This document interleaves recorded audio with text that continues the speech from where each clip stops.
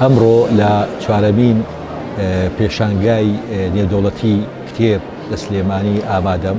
زۆر دڵخۆشم بە خۆشحاڵ دەزانم کە ئەم دیمەنە دەبینم کە دیمەنی کتێب کڕین دەبینم، دیمەنی هەڵدانەوەی لاپەڕەکان دەبینم. بوونی کتێب لای ئێمە بوونێکی ڕۆحیە، بوونێکی مێژوویە.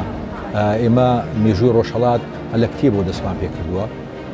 قورئانی پیرۆزیش هەر کتێبە. بیرمان نەچێ یەکەم تێکستی نەتەوەیی ئێمە هەر پەڕە بووە، هەر کتێب بووە، هەر داستان بووە. ئەویش لە داستانی ئەحمەدی خانی، مەموزینی ئەحمەدی خانی دەست پێ دەکا. واتە شعر و ئەدەبیات و کتێب لە مێژووی ئێمەدا، لە بوونی ئێمەدا خۆراکی ڕۆحین.